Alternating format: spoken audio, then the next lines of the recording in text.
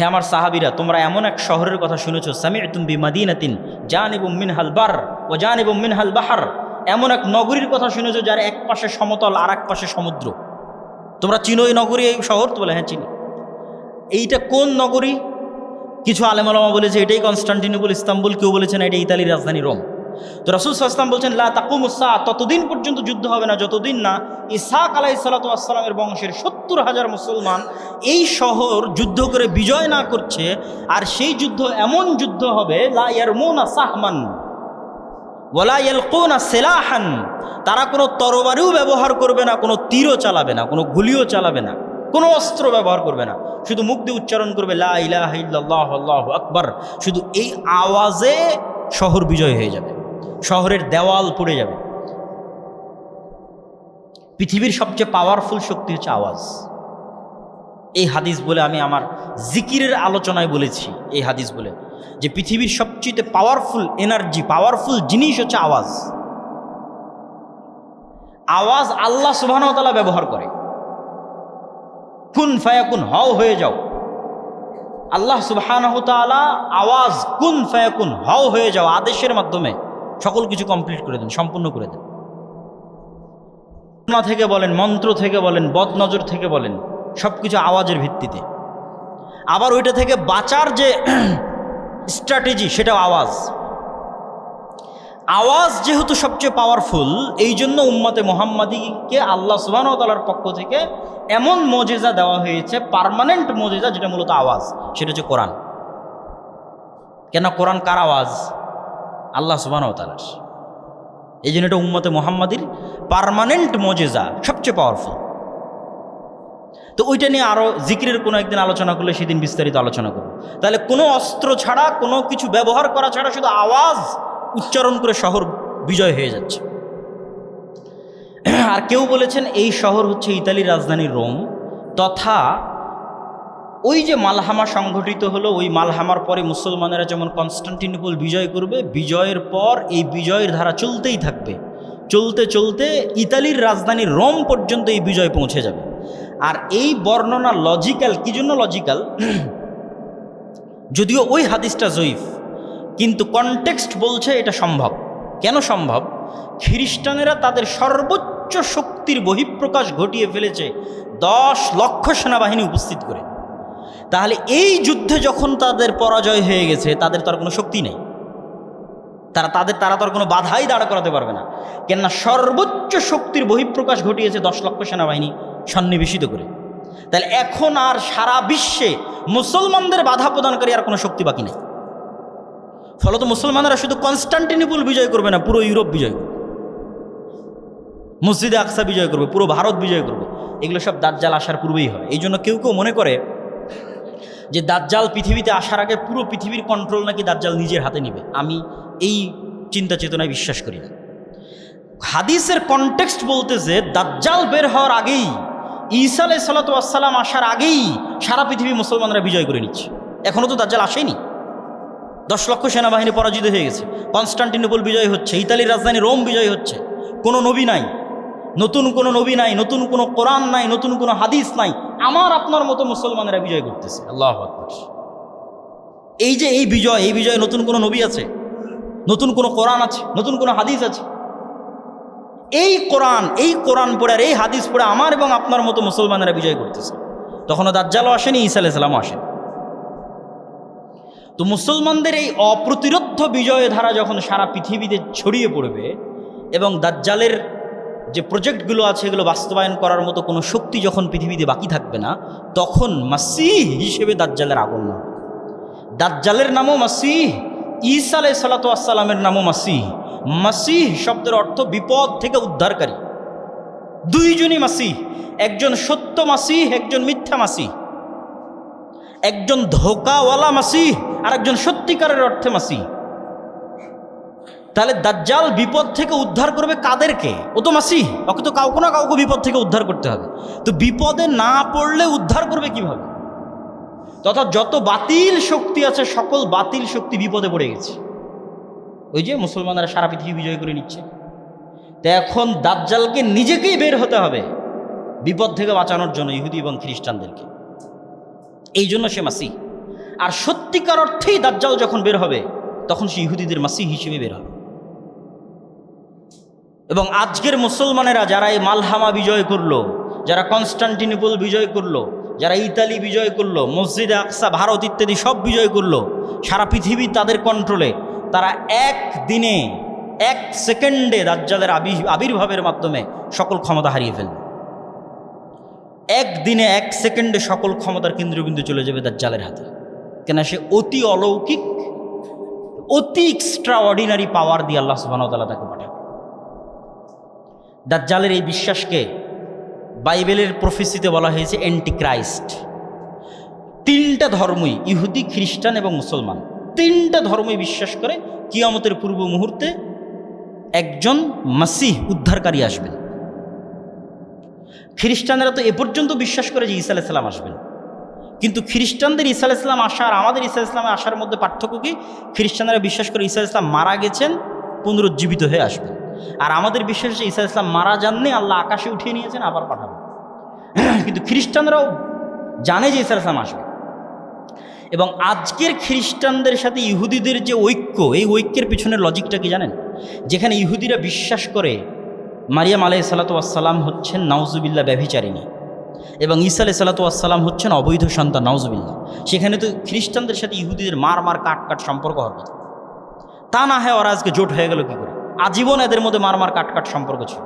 তো এটার ব্যাখ্যায় অনেকেই লিখেছেন যে খ্রিস্টানরা বিশ্বাস করে যতদিন আমরা ইহুদিদেরকে জেরুজালেমে প্রতিষ্ঠিত না করতে পারবো ততদিন এন্টিক্রাইস্ট আসবে না, আর যতদিন এন্টিক্রাইস্ট আসবে না ততদিন ঈসা আলাইহিস সালাম আসবে না। ফলত ইহুদিদেরকে হেল্প করে এদেরকে জেরুজালেমে একত্রিত করো, তাহলে এন্টিক্রাইস্ট আসবে, এন্টিক্রাইস্ট আসলে ঈসা আলাইহিস সালাম আসবে। এগুলো আমার যে একটা লম্বা বিস্তারিত ভিডিও আছে এই কিয়ামতের পূর্ব মুহূর্তের ফিতনা সম্পর্কে আল ইতিসাম টিভিতে, সেখানে আরও বিস্তারিত বলা আছে। তো জুমার খুতবাইতে এত সময় পাওয়া যাচ্ছে না। তো আমরা চলে আসলাম দাজ্জালের পয়েন্টে। মুসলমানদের এই যে ধারাবাহিক বিজয়, এই বিজয়ের পরিপ্রেক্ষিতে এবার দাজ্জাল বের হবে। দাজ্জাল সম্পর্কে রাসূলুল্লাহ সাল্লাল্লাহু আলাইহি ওয়াসাল্লামের দুইটা হাদিস না বললেই নয়। একটা হাদিস হচ্ছে তামিম আদ-দারির হাদিস, যে একদিন আল্লাহর নবী মসজিদে নববীতে সব মানুষকে সালাতের বলে যে বসো। আজকে আমি তোমাদেরকে নিজে থেকে কোনো হাদিস শোনাতে আসিনি, আজকে আমি এমন এক হাদিস শোনাবো যে হাদিস তামিম আদ-দারি আমাকে শুনিয়েছে। যেই হাদিসের কথা আমি তোমাদের বলতাম, আমি তোমাদের দাজ্জালের গল্প শোনাতাম, আজ তামিম আদ-দারির মুখে তোমরা শোনো দাজ্জালের গল্প। তামিম আদ-দারি আমাকে শোনাচ্ছে। সে তামিম আদ-দারি এসে তাই রজুলান নাসরানিয়ান বায়া ওয়া আসলামা, সে তামিম আদ-দারি এসে আগে আমার হাতে হাত রেখে ইসলাম গ্রহণ করেছে, বায়াত করেছে, তারপরে ঘটনা শুনিয়েছে। এখন সেই ঘটনা আমি তোমাদের শোনাচ্ছি যে তামিম আদ-দারি লাখম এবং জুজাম এই দুইটা গোত্রকে নিয়ে নৌকাতে করে, জাহাজে করে, পানি জাহাজে করে আরোহণ করেছিল। 1 মাস লাইবা বিহিমুল মাউজ, সমুদ্রের ঝড় বৃষ্টি বাতাসে কোন দিকে জাহাজ যাচ্ছে বুঝতে পারে না। 1 মাস পর যখন জাহাজ থেমেছে তখন একটা দ্বীপে গিয়ে ভিড়েছে। সেই দ্বীপে যখন তারা নামে তখন দেখে দাব্বাতুন, একটা প্রাণী, যেই প্রাণী এত বেশি লোমে ঢাকা যে লা ইউদরা লা ইউরাফু কুবুলুহু মা কুবুলুহু মিন দুবুরিহি লিকাসরাতি শারি, অতিরিক্ত চুল দিয়ে ঢাকা থাকার কারণে মুখ কোন দিকে আর পিছন কোন দিকে তা বোঝা যাচ্ছে।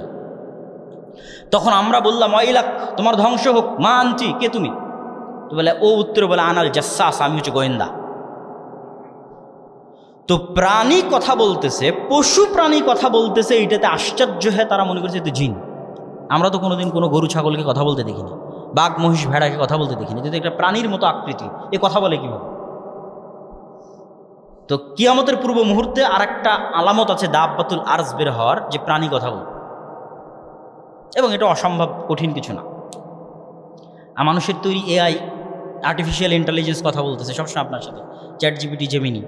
তো আল্লাহ সুবহানাহু ওয়া তাআলার তৈরি, যার মধ্যে রূহ আছে, ওর মধ্যে তো রূহ আছে। গরু ছাগল মহিষ ভেড়া কথা বলতে পারবে?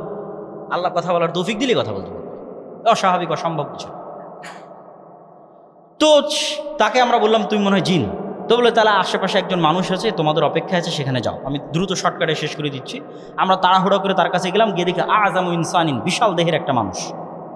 এই জায়গায় অনেক নাস্তিক যুক্তি স্থাপন করেছে যে এত বিশাল দেহের দাজ্জাল মানুষ আবার কীভাবে হতে পারে, যেখানে রাসূল সাল্লাল্লাহু আলাইহি ওয়াসাল্লাম বলছেন আমাদের পিতা আদম আলাইহিস সালাতু ওয়াস সালাম 60 হাত, 60 হাত মানে 10 তলার সমান উঁচু। তা আদম আলাইহিস সালাতু ওয়াস সালাম যদি 10 তলার সমান উঁচু হতে পারে, তো তার সন্তান দাজ্জাল বড় হতেই পারে। আমরা না হয় সাইজে খাটো হয়ে গেছি। তার মানে দাজ্জাল বড় হবে না, এটা অস্বীকার করার কোনো ওয়ে নাই, যেখানে আদম আলাইহিস সালাম নিজেই 10 তলার সমান উঁচু, এবং জান্নাতে যখন মানুষ যাবে তখন আদম আলাইহিস সালামের আকৃতির হবে, পিতার আকৃতিতে মানুষ জান্নাতে প্রবেশ করে। তো আমরা আমাদের দেখে সে জানতে চাইলো, তাকে রশি দিয়ে বাঁধা আছে, লোহার জিঞ্জির দিয়ে বাঁধা আছে। জানতে চাইলো আমরা কারা, আমরা বললাম আমরা এই। তারপরে সে 3টে প্রশ্ন করলো যে নাখাল বাইসান সম্পর্কে বলো, আইনে জোগার সম্পর্কে বলো, বুহাইরা তাবারিয়া সম্পর্কে বলো, নাবিয়ুল উম্মিন সম্পর্কে বলো। বুহাইরা তাবারিয়াকে ইংরেজিতে বলা হয় লেক অফ টাইবেরিয়া অথবা সি অফ গ্যালিলি, এটা ইসরায়েলের সীমানার অন্তর্ভুক্ত এখন। এবং বাইবেলের প্রফেসি অনুযায়ী, তাওরাতের প্রফেসি অনুযায়ী ঈসা আলাইহিস সালাম যত মুজিজা দেখাতেন তার বেশিরভাগ এই সি অফ গ্যালিলির আশেপাশে দেখাতেন। এই জন্য সারা ইউরোপ এবং আমেরিকা থেকে এই sea of Galilee, lake of Tiberias দেখার জন্য খ্রিস্টানরা আসে, ভিজিট করতে আসে। তো বলে ওখানে কি পানি আছে? তো বলে হ্যাঁ আছে। তো বলে অচিরেই সেখানে একদিন পানি থাকবে না। নাখাল বাইসান সম্পর্কে বলো। বাইসান এই শহরটাও বর্তমান ইসরায়েলের সীমানার অন্তর্ভুক্ত একটা শহর। বর্তমান হিব্রু নাম হচ্ছে বাইত শিয়ান। হিব্রু এবং আরবি খুবই মিল সম্পূর্ণ একটা ভাষা, এবং নবীদের নামের উচ্চারণে ইংরেজির সাথে উল্টাপাল্টা হয়েছে আরবিতে, কিন্তু হিব্রুর সাথে হবে না। যেমন ইংরেজিতে গিয়ে ইউসুফকে বলেছে জোসেফ, কিন্তু হিব্রুতে হবে না। হিব্রুতে ইউসুফ, ইউসুফি। হিব্রু এবং আরবি খুবই নিকটস্থ এবং মিলওয়ালা ভাষা। তো ইহুদিদের মূল তাওরাত হিব্রুতে। তো হিব্রু ভাষা অনুযায়ী বাইত শিয়ান, আরবিতে বাইসান। ওখানে একটা খেজুর বাগান আছে, অচিরেই সেখানে খেজুর আবাদ হবে না। আর একটা ঝর্ণার কথা বলো আইনে জোগার। তো তাওরাত এবং বাইবেলের বর্ণনা অনুযায়ী লূত আলাইহিস সালামের শহরকে যখন আল্লাহ উল্টিয়ে দিলেন, তখন লূত আলাইহিস সালামকে যেই ঝর্ণার পাশে আশ্রয় দেওয়া হয়েছিল সেই ঝর্ণা হচ্ছে আইনে জোগার। এই জন্য আজকের খ্রিস্টানেরাও ওই আইনে জোগার ভিজিট করতে আসে। তো বলে ওখানে যে পানি আছে, এই পানি একদিন থাকবে না। আর সর্বশেষ কি, যিনি লিখতে জানেন না, পড়তে জানেন না, এই নবীর কি খবর? আমাদের নবী মুহাম্মদ সাল্লাল্লাহু আলাইহি ওয়াসাল্লাম লিখতে জানেন না, পড়তে জানেন না। তো বলে তিনি তো এসেছে। এই হলো দাজ্জালের সাথে তামিমুদ দারির কথোপকথন। এই কথোপকথনে রাসূল সাল্লাল্লাহু আলাইহি ওয়াসাল্লাম বললেন যে দাজ্জাল পৃথিবীতে বের হবে, 40 দিন পৃথিবীতে থাকবে। তার প্রথম দিন হবে 1 বছর, দ্বিতীয় দিন হবে 1 মাস, তৃতীয় দিন হবে 1 সপ্তাহ, আর চতুর্থ দিন থেকে বাকি 37 দিন হবে স্বাভাবিক দিন। তথা ইন টোটাল 1 বছর 2 মাস 14 দিন পৃথিবীতে অবস্থান করবে দাজ্জাল। কিভাবে দাজ্জালের আসার পর একদিন 1 বছরের সমান হবে, আল্লাহ সুবহানাহু ওয়া তাআলা ভালো জানেন। কিন্তু আল্লাহ সুবহানাহু ওয়া তাআলার মূলনীতি অনুযায়ী পৃথিবী পরিচালনায় আল্লাহর সুন্নাত যদি মানুষ অ্যানালাইসিস করে, তাহলে দেখবে যে আল্লাহ সুবহানাহু ওয়া তাআলা সাধারণত হুট করে কিছু করেন না, ঘটনার পরিপ্রেক্ষিতেই ঘটনা ঘটতে থাকে। এটাই নিয়ম। তথা ইউসুফ আলাইহিস সালাম কুয়ায় পড়ে গেছে, তো আল্লাহ জিবরাইলকে পাঠাবেন যে যাওয়াকে কুয়া থেকে বাঁচাও। সাধারণত আল্লাহ এরকম করেন না। ওইটা একটা ঘটনার প্রেক্ষিতে আল্লাহ ইউসুফকে বাঁচাবেন। একদল ব্যবসায়ী ওদিক দিয়ে যাচ্ছে, ওদের পানির দরকার হচ্ছে, পানি উঠানোর জন্য কুয়াতে বালতি ফেলতেছে, সেই বালতির সাথে ইউসুফ আলাইহিস সালাম উঠে আসতেছে। ঘটনার মাধ্যমে আল্লাহ তাকে বাঁচাচ্ছে। যখন মানুষ ইউসুফ আলাইহিস সালামকে জেলে দিয়ে দিল, তো জেলের দরজা ভেঙে, জেলের গেট ভেঙে ফেরেশতা পাঠিয়ে ইউসুফকে বের করা, এটা আল্লাহর জন্য তো কিছুই না। কিন্তু ইউসুফ আলাইহিস সালামকে জেল থেকে বের করা হবে অত্যন্ত ধারাবাহিক একটা ঘটনা পরিক্রমায়। বাদশা স্বপ্নে দেখবে, সেই স্বপ্নের ব্যাখ্যা কেউ জানে না, কে জানে? ইউসুফ জানে। ইউসুফকে ডাকো, স্বপ্নের ব্যাখ্যা করতে গিয়ে তাকে মুক্তি দিয়ে দিচ্ছে। সাধারণত আল্লাহ সুবহানাহু ওয়া তাআলা লাতিফ, তিনি যা কিছু করেন সূক্ষ্মভাবে করেন, হুট করে হুমজিকে আল্লাহ সুবহানাহু ওয়া তাআলা সাধারণত করেন না। আল্লাহ চাইলে করতে পারেন, যে এখনও আল্লাহ সুবহানাহু ওয়া তাআলা চাইলে করতে পারেন যে সূর্যকে থামিয়ে দিলেন, একদিন 1 বছরের সমান হয়ে যাবে। ইউশা বিন নুন যখন জেরুজালেম বিজয় করে, তখন আল্লাহ সূর্যকে থামিয়ে দিয়েছিলেন জেরুজালেম বিজয়ের জন্য, সহিহ হাদিস। কিন্তু ঘটনার ধারাবাহিকতায় ঘটবে, এটার সম্ভাবনা বেশি। তথা দাজ্জালের আগমনটাই এত ব্যতিক্রম, যে ব্যতিক্রম ঘটনার সামাল দিতে গিয়ে আসমান এবং জমিনের যে ধারাবাহিক প্রক্রিয়া আছে, নিজাম আছে, সিস্টেম আছে, এই সিস্টেমকে ওই ধাক্কা সামাল দিতে গিয়ে অটোমেটিক সূর্যকে একদিন হবে 1 বছরের সমান, তারপরের দিন হবে 1 মাসের সমান, তারপরের দিন হবে 1 সপ্তাহের সমান, তারপরে ধারাবাহিক স্বাভাবিক হয়ে যাবে। সেইটা কি ঘটনা আল্লাহ সুবহানাহু ওয়া তাআলা ভালো জানেন। সেই ঘটনার বিষয়ে আমরা বলতে পারবো না যে সেটা কি ঘটনা, কিন্তু দাজ্জালের আগমনটাই এত ব্যতিক্রম। রাসূল সাল্লাল্লাহু আলাইহি সাল্লাম তার দ্রুততার সম্পর্কে বলছেন, গাইসিন ইস্তাদবারাতুর রিহ, আকাশে ঝড়ের সময় মেঘমালা যত দ্রুত চলে, দাজ্জাল অত দ্রুত চলবে। তা আল্লাহ নবী কেনই বা মেঘের উদাহরণ দিলেন, আর কেনই বা ঝড়ের উদাহরণ দিলেন? রাসূল সাল্লাল্লাহু আলাইহি ওয়াসাল্লাম তো আর জানতেন না যে আকাশে বিমান উড়ে, আকাশে রকেট উড়ে, তাও জানতেন না। কিন্তু উদাহরণ দিচ্ছেন কি, মেঘমালা ঝড়ের সময় যত দ্রুত চলে দাজ্জাল সেইভাবে চলে। তো দাজ্জালের মেঘমালা চলা বেশি আশ্চর্যের না সুলাইমান আলাইহিস সালাতু ওয়াস সালামের সিংহাসন বাতাসের আদেশে, তার আদেশে বাতাস অধীনস্থ থাকতো আর আকাশে উঠতো, ওইটা বেশি আশ্চর্য। যেগুলো আগে ঘটে গেছে এগুলো বেশি আশ্চর্য, আর যেগুলো পরে ঘটবে বলা হচ্ছে এগুলো অত আশ্চর্য নয়। তথা দাজ্জাল আকাশে উড়বে অথবা আকাশে তার ওরকম কোনো যন্ত্র থাকবে, আল্লাহ আলম, আল্লাহ ভালো জানে কি হবে, কিন্তু তার গতির কথা বলা হচ্ছে। ওইটা বেশি আশ্চর্যের না সুলাইমান আলাইহিস সালাতু ওয়াস সালাম যেটা ঘটিয়েছিল ওইটা বেশি, সুলাইমান আলাইহিস সালাম তো বেশি আশ্চর্য, ওটা তো অতীতে ঘটেই গেছে। তো দাজ্জাল রাসূল সাল্লাল্লাহু আলাইহি ওয়াসাল্লাম বলছেন ইরাক এবং শামের নগরীর মধ্যে দিয়ে হাঁটবে। কোনো অঞ্চলে গিয়ে বলবে এই তোমরা আমার প্রতি ঈমান আনো, তো বলে ঈমান আনবে, সারা পৃথিবীর সব ধন সম্পদ ওদের পিছনে ছুটবে। কোনো এক শহরে গিয়ে বলবে ঈমান আনো, আনবে না, আসমান জমিন সব বৃষ্টি বর্ষণ বন্ধ করে দিবে, পৃথিবী ঘাস পাতা উৎপন্ন করবে না, খাবে কি আগে থেকে যে ফার্নিচার আছে কাঠের এগুলো চাবিয়ে চাবিয়ে খাবে, জ্বালিয়ে জ্বালিয়ে খাবে। রাসূল সাল্লাল্লাহু আলাইহি ওয়াসাল্লাম হাদিসে বলছেন ধনুক তীর সেগুলো থেকে মানুষ খাবার অন্বেষণ করবে ঈমান বাঁচাতে গিয়ে। ভয়ঙ্কর ভয়াবহ অবস্থা। এবার এই ভয়ঙ্কর ভয়াবহ অবস্থা থেকে বাঁচাতে ঈসা আলাইহিস সালাতু ওয়াস সালাম আসবে। তাহলে ঈসা আলাইহিস সালামও মাসিহ, বিপদ থেকে উদ্ধারকারী। কাদেরকে বিপদ থেকে উদ্ধার করতেছেন? বিপদগ্রস্ত মুসলমানদেরকে বিপদ থেকে উদ্ধার করতেছেন। দাজ্জালও মাসিহ, কাদেরকে বিপদ থেকে উদ্ধার করছে? ইহুদি খ্রিস্টান বিপদ থেকে উদ্ধার করতেছে। এবার ঈসা আলাইহিস সালাতু ওয়াস সালামও ওই এক্সট্রা অর্ডিনারি অতি অলৌকিক ক্ষমতা নিয়ে আসবেন। স্বাভাবিক মানুষের পক্ষে দাজ্জালের মোকাবেলা করা সম্ভব না।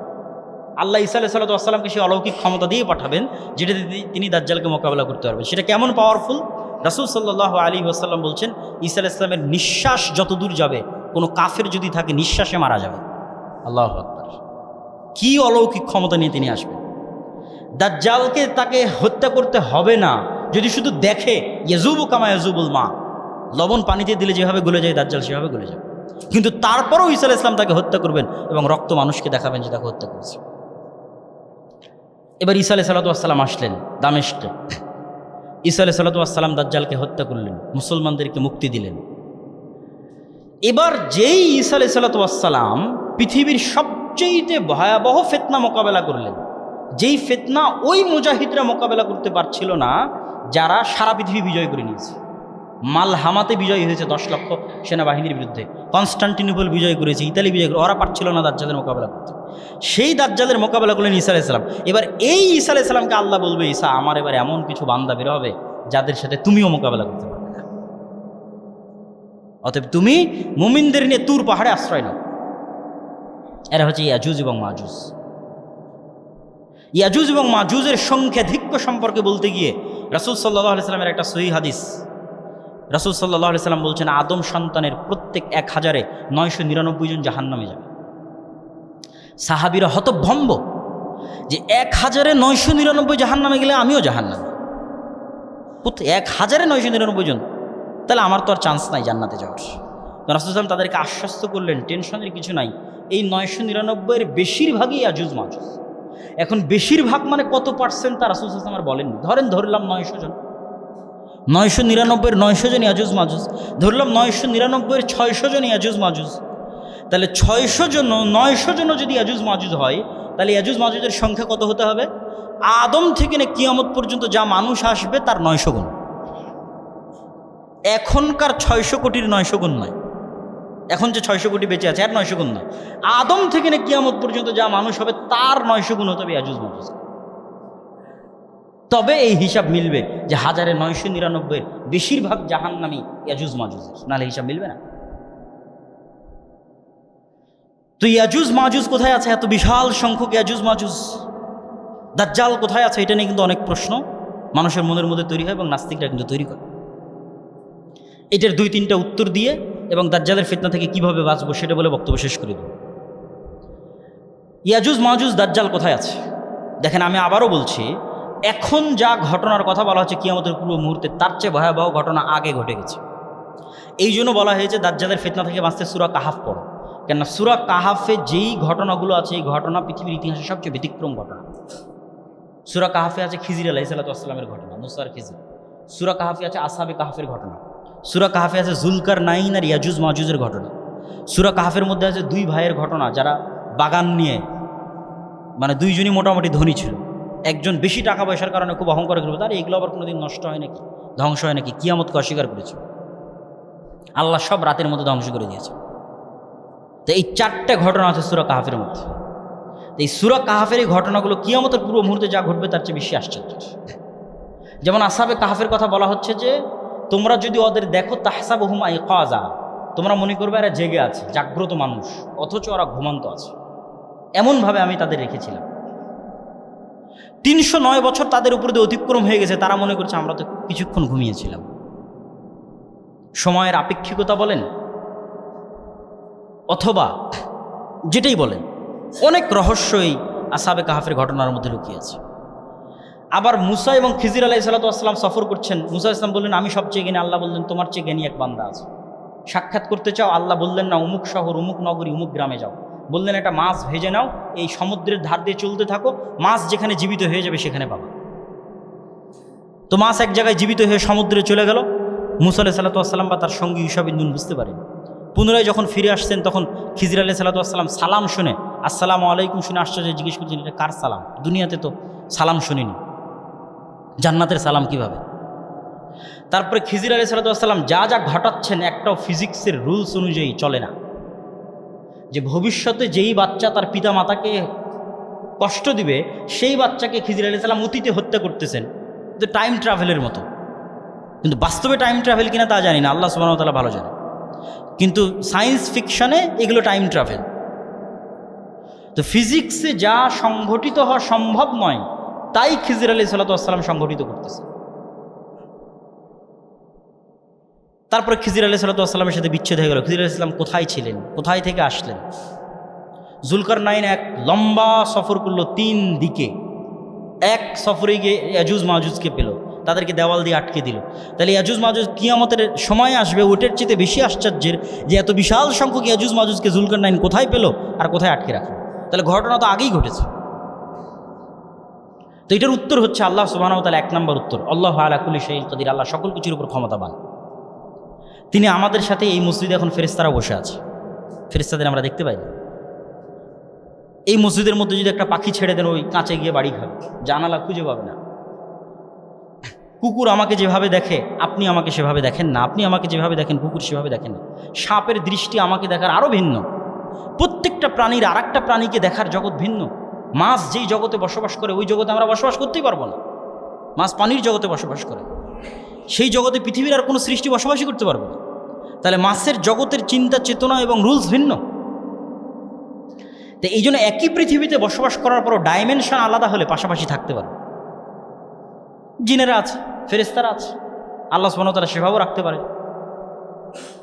ওয়া হুয়া আলা কুল্লি শাইইন কাদির। অথবা এটাও হতে পারে আল্লাহ সুবহানাহু ওয়া তাআলা বলছেন আমি 7 আসমান 7 জমিন সৃষ্টি করেছি। 7 আসমান সৃষ্টিতে যা সময় লেগেছে 7 জমিন সৃষ্টিতে তাই সময় লেগেছে, এবং 7 জমিনও আমার আদেশ ওহী অবতীর্ণ। তো 7 জমিনের কোনো এক জমিনেও থাকতে পারে, কিন্তু নিশ্চিত করে বলা সম্ভব নয়। কিন্তু আপনি কোনো যুক্তি দিয়ে এটাকে খণ্ডন করতে পারবেন না যে আমি দেখতে পাচ্ছি না, আমার ক্যামেরা আমার প্রযুক্তির লেন্সের মধ্যে আসতেছে না, ফলত দাজ্জাল এবং ইয়াজুজ মাজুজ নাই, ফলত দাজ্জাল আমেরিকা, ফলত দাজ্জাল এআই, ফলত ইয়াজুজ মাজুজ মুখ না। আল্লাহ সুবহানাহু ওয়া তাআলা সর্বশক্তিমান। এরা আদমের সন্তান, দাজ্জালও আদমের সন্তান, ইয়াজুজ মাজুজও আদমের সন্তান। এটাই কোরআন এবং হাদিসের কথা। ফলত আদমের সন্তান হিসেবেই তাদের আবির্ভাব হবে। আল্লাহ সুবহানাহু ওয়া তাআলা তাদেরকে যেভাবে তার পক্ষে সম্ভব সেভাবে আল্লাহ সুবহানাহু ওয়া তাআলা তাদেরকে মানুষের থেকে আড়ালে রেখেছেন। যেভাবে সম্ভব হবে সেভাবে তাদের আবির্ভাব ঘটবে। ইয়াজুজ মাজুজের ফিতনার পরে ঈসা আলাইহিস সালাতু ওয়াস সালাম তুর পাহাড়ে যখন কোনো খাবার নাই, ওই সেম কষ্ট যে কষ্টে দাজ্জালের সময় মুসলমানেরা পড়েছিল, ওই সেম কষ্টে এবার নবী সহ মুমিনেরা পড়ে আছে। এবার ফায়ারগাবু নবিয়ুল্লাহ ঈসা ইলাল্লাহ, যেই নবীর হাতে দাজ্জালের পতন হলো ওই নবী এবার আল্লাহর কাছে কাঁদতেছে খাবারের জন্য। হাদিস সহিহ, খাবারের ব্যবস্থা করে দেন, বিপদ থেকে উদ্ধার করেন। তাহলে বোঝা যাচ্ছে আল্লাহর সাহায্য ছাড়া কিছুই সম্ভব না। কে কত বড় ক্ষমতাশালী, কে কত বড় আল্লাহওয়ালা, কে কত বড় নবী, আল্লাহর সামনে অসহায়। ফাকির ইলা রাহমাতিল্লাহ, আল্লাহর দয়া করুণা এবং রহমতের মুখাপেক্ষী। এটাই আল্লাহ শিক্ষা দিচ্ছে। তোমার হাতে দাজ্জালকে হত্যা করালাম, এখন সেই ঈসা আল্লাহর কাছে কাঁদতেছে, ঈসা আলাইহিস সালাতু ওয়াস সালাম। তারপর আল্লাহ দোয়া কবুল করবেন এবং ইয়াজুজ মাজুজ কামাউতি নাফাসিন ওয়াহিদ, একটা মানুষ মারা গেলে যেমন হয় কোটি কোটি ইয়াজুজ মাজুজ একসাথে ওইভাবে মারা যাবে। আল্লাহ এমন এক রোগ দিয়ে দিবেন একসাথে, at a time, at a সেকেন্ডে সব ইয়াজুজ মাজুজ মারা যাবে। ঈসা আলাইহিস সালাম তুর পাহাড় থেকে নেমে আসবেন, পৃথিবীতে বসবাস করার মতো কোনো জায়গা থাকবে না, দুর্গন্ধ। আবার ঈসা আলাইহিস সালাম আল্লাহর কাছে কান্নাকাটি করবে, হাদিসে বলা হচ্ছে মুমিন মুজাহিদের আল্লাহর কাছে কান্নাকাটি করবে, আল্লাহ এই বিপদ থেকে বাঁচান। পৃথিবী অনাবাদযোগ্য। আল্লাহ এক প্রকার উটের আকৃতি স্বরূপ এক প্রকার পাখি পাঠাবেন, যারা এগুলো সব লাশ তুলে নিয়ে গিয়ে এমন এলাকায় ফেলে দিবে যেখানে মানুষ বসবাস করে না, উত্তর মেরু, দক্ষিণ মেরু, সাইবেরিয়া, আল্লাহ ভালো জানে কোথায়। তারপরে এক বৃষ্টিতে সারা পৃথিবী ধুয়ে মুছে সাফ করে দেওয়া হবে এবং মানুষের বসবাস উপযোগী হবে। এবার জমিনকে বলা হবে তোমার মধ্যে যা রহমত বরকত আছে সব বের করে দাও। একটা বেদানা একটা বংশ খাবে, একটা গ্রাম খাবে, একটা গাভীর দুধ একটা গ্রাম খাবে, একটা এলাকা খাবে, একটা বংশ খাবে। রহমত এবং বরকতের কোনো অভাব হবে না, কোনো যুদ্ধ নাই, বিগ্রহ নাই, জুলুম নাই, অন্যায় নাই। এই শাসন চলবে 7 বছর, কোনো বর্ণনায় আছে 10 বছর। তারপরে এক শীতল বাতাসে সব মুমিন মুসলিম ঈসা আলাইহিস সালাম সবাই মারা যাবে। তারপরে শিরারুন নাস, ফাসিক ফাজের মানুষেরা বেঁচে থাকবে। ওই যে আপনারা হাদিসে শোনেন কোরআন থাকবে না, আল্লাহর নাম নেওয়ার কেউ থাকবে না, মানুষ পশু পাখির মতো ওপেন খোলা মাঠে জেনায় লিপ্ত হবে। এগুলো হবে এখন, ঈসা আলাইহিস সালামের আগে নয়। ঈসা আলাইহিস সালামের আগে তো মানুষের ঈমান এই লেভেলে পৌঁছে যাবে যে 10 লক্ষ সেনাবাহিনীকে পরাজিত করে দিয়েছে নতুন নবী ছাড়া, নতুন কোরআন ছাড়া, আমার এবং আপনার মতো মুসলমানেরা পৃথিবী বিজয় করে নিচ্ছে। এবার শেষ কথা, সামারি কথা, যেটা বলে বক্তব্য শেষ করে দেব, সেটা কি? এই ফিতনা থেকে বাঁচবেন কিভাবে এবং এই ঘটনা থেকে শিক্ষা কি? বাঁচার রাস্তা বক্তব্যের শুরুতেই বলে দিয়েছি। 2টা ঈমান যত মজবুত হবে পৃথিবীর সকল ফিতনা থেকে আপনি তত বাঁচতে পারবেন। এক, পরকালকে যদি চোখে দেখতে পারেন, আর 2, আল্লাহর উপর ঈমান যদি মজবুত হয়। পুনরুত্থানের উপর বিশ্বাস যত মজবুত, জান্নাত জাহান্নামের উপর ঈমান যত মজবুত, পৃথিবীর সব ফিতনা মোকাবেলা করা তত সহজ। আসহাবুল উখদুদের ঘটনা আল্লাহ সূরা বুরুজের মধ্যে বলেছে, তাদেরকে বলা হলো কি, হয় ঈমান ছাড়ো, না হলে আগুনের মধ্যে ঢুকে পড়ো। তারা কিন্তু আগুনের মধ্যেই ঢুকে গেল। কুতিলা আসহাবুল উখদুদ, আগুনের মধ্যেই ঢুকে গেল, কিন্তু ঈমান পরিত্যাগ করেনি। তাহলে ওরা আগুনের মধ্যে ঢুকলো কেমনে? কেমনে সম্ভব? বিশ্বাস যখন এই মাত্রায় পৌঁছে গেছে যে এই আগুনই জান্নাত, আর আমার বাড়িতে যে এসি ফ্রিজ থাকার সুন্দর আরাম আয়েশ আছে, ওটাই জাহান্নাম। পরকালকে দেখতে পাচ্ছি যে আমি যদি আগুনে ঢুকি, তাহলে আগুনে ঢুকছি না জান্নাতে ঢুকছি? বলেন না কেন? আগুনে ঢুকছি না জান্নাতে ঢুকছি? জান্নাতে ঢুকতেছি। এই মাত্রার বিশ্বাস যেদিন অর্জন করতে পারবেন, পৃথিবীর সব ফিতনা থেকে আপনি মুক্ত হয়ে যাবেন। বিশ্বাসের মাত্রা হতে বইল যে এটা তো ওসিলা, এটা আমার জান্নাতে যাওয়ার ওসিলা। আমি আগুনে ঢুকতেছি না জান্নাতে যাওয়ার ওসিলা অবলম্বন করতেছি। ধরেন মৃত্যুকে আপনি ভয় পাচ্ছেন, তাহলে মৃত্যুকে যদি ভয় পান, আপনি তো ফিতনা থেকে মুক্ত হতে পারবেন না। তাহলে মৃত্যু কি? জান্নাতে যাওয়ার ওসিলা, আমি তো জান্নাতে ঢুকতেছি। তাহলে মৃত্যু আপনার কাছে ইজি হয়ে যাবে। মরার জন্য সবসময় প্রস্তুত থাকবেন, কোনো ফিতনা আপনাকে আটকাতে পারবে না। ঠিক তেমনি ধন দৌলত দুনিয়াবি টাকা পয়সা আপনার পকেটে থাকতে পারে, কিন্তু যদি আপনার অন্তরে জায়গা করে নেয়, 1 টাকার প্রতি যদি ন্যূনতম লোভ আপনার থাকে অবৈধ, আপনি কিন্তু দাজ্জালের ফিতনা থেকে বাঁচতে পারবেন না। কেন? দাজ্জালের সময় সব টাকা পয়সা ধন দৌলত থাকবে দাজ্জালের অনুসারী, আর মুমিন মুসলিম মুজাহিদেরা থাকবে ফকির মিসকিন, খাবারেরও টাকা পয়সা নেই। তাহলে আজকের যারা ক্ষমতাধর, আজকের যারা টাকা পয়সাওয়ালা, এদের পিছিয়ে পিছিয়ে যখন আপনি ঘুরতেছেন, তখন এটা মাথায় রাখতে হবে যে আপনি অবৈধভাবে যখন এটার পিছনে ঘুরতেছেন, তাহলে আপনি দাজ্জালের ফিতনা থেকে বাঁচতে পারবেন না। কেন? আজকের 1 টাকার লোভ আপনি সামলাতে পারছেন না, ওই দিন আপনি ঈমান হারিয়ে ফেলবেন। কেন? ওই দিন সব টাকা পয়সা তো দাজ্জালের কাছে, সব ক্ষমতা তো দাজ্জালের কাছে। ওই দিন যে মৃত্যুকে অ্যাকসেপ্ট করে নেবে যে না খেয়ে মারা যাবো, কেননা এটাই আমার জান্নাতে যাওয়ার রাস্তা, ও ফিতনা থেকে বেঁচে যাবে। তাহলে পরকালের প্রতি ঈমান এবং পুনরুত্থানের প্রতি আল্লাহর প্রতি ঈমান যত মজবুত, ফিতনা থেকে বাঁচার রাস্তা তত মজবুত। শেষ কথা কি? ঈসা আলাইহিস সালামের আগমন, দাজ্জালের আগমন, ইমাম মাহদির আগমন, এগুলো বড় ঘটনা নয়। এগুলোর চাইতে বড় ঘটনা আগে ঘটে গেছে। সেটা হচ্ছে কোরআনের প্রেরিত হওয়া আর মুহাম্মদ সাল্লাল্লাহু আলাইহি ওয়াসাল্লামের প্রেরিত হওয়া। কেন এটা সবচেয়ে বড় ঘটনা বললাম? ঈসা আলাইহিস সালামও যখন আসবেন, তখনও নতুন কোনো কোরআন আসবে না। ঈসা আলাইহিস সালামও এই কোরআনের উপরই আমল করবে।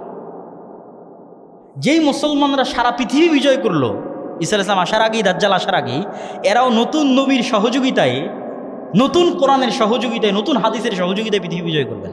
এই কোরআন, এই হাদিস যেটা আমাদের কাছে আছে, সেটা দিয়ে বিজয় করবেন। তাহলে আসল ঘটনা আগেই ঘটে গেছে এবং আমার এবং আপনার জন্য সামনে কাজ অপেক্ষা করতেছে, প্রোডাক্টিভিটি। অলস হয়ে বসে থাকা নয়, আর একটা স্বপ্ন দেখা, স্বপ্ন বিলাস, আসবে ইমাম মাহদি, তখন বিজয় হবে না। সে আমার এবং আপনার মতো সাধারণ মুসলমানদের হাত দিয়ে বিজয় হবে এই কোরআন থেকে। তাহলে কাজ এখনই করতে হবে। রাসূল সাল্লাল্লাহু আলাইহি ওয়াসাল্লাম বলছেন, সূর্য যদি পশ্চিম দিকে উঠেও যায়, আর তোমার হাতে যদি একটা বীজ থাকে তাহলে ওটা রোপণ করো। প্রোডাক্টিভিটি বন্ধ করা যাবে না, অলস বসে থাকার সুযোগ নেই।